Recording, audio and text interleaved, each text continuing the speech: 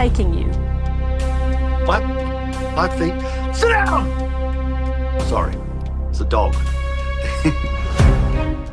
Live টিভিতে সাক্ষাৎকার চলছে। উপস্থাপিকা একের পর এক কঠিন প্রশ্ন ছুড়ে দিচ্ছেন। হঠাৎ ক্যামেরার একপাশে তাকিয়ে সিট ডাউন বলে চিৎকার করে উঠলেন। কিন্তু কাকে বসার নির্দেশ দিলেন দেশের সাবেক উপপ্রধানমন্ত্রী? কোনো মানুষকে নাকি অদৃশ্য কোনো প্রাণীকে?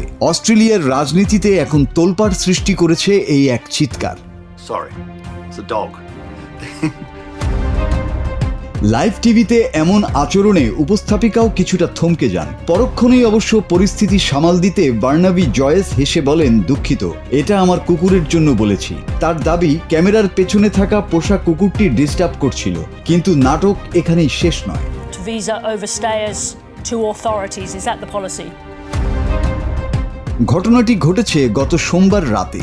অস্ট্রেলিয়ার জাতীয় সম্প্রচার মাধ্যম এবিসি টেলিভিশনের অত্যন্ত জনপ্রিয় টক শো 7:30। এতে লাইভ ইন্টারভিউ দিচ্ছিলেন কট্টর ডানপন্থী দল ওয়ান নেশনের শীর্ষ নেতা এবং সাবেক উপপ্রধানমন্ত্রী বার্নাবি জয়েস। দলের অভ্যন্তরীণ কিছু বিতর্কিত বিষয় নিয়ে উপস্থাপিকা সারা ফার্গুসন যখন তাকে চেপে ধরেছেন, ঠিক তখনই ঘটে সেই অদ্ভুত কাণ্ড।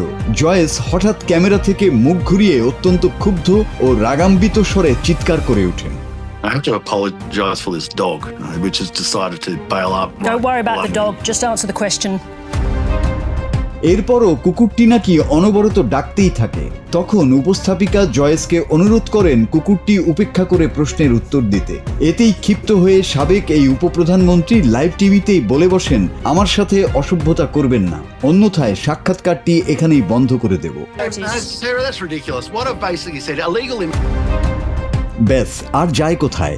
লাইভ টিভির এই ক্লিপ মুহূর্তেই নেট দুনিয়ায় ছড়িয়ে পড়ে। শুরু হয় তুমুল বিতর্ক। সামাজিক যোগাযোগ মাধ্যমে এখন প্রশ্ন উঠছে, সেখানে কি আসলেই কোনো কুকুর ছিল, নাকি উপস্থাপিকার কঠিন প্রশ্ন থেকে বাঁচতে এবং মনোযোগ অন্যদিকে ঘোরাতে জয়েস এই অদৃশ্য কুকুরের নাটক সাজিয়েছেন?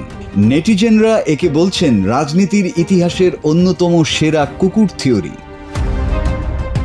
রসিকতার পাশাপাশি ধেয়ে আসছে তীব্র সমালোচনাও।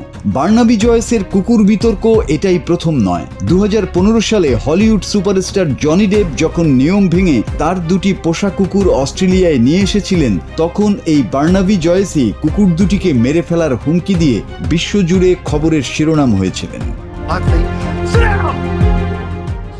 Desk report, Bangla TV.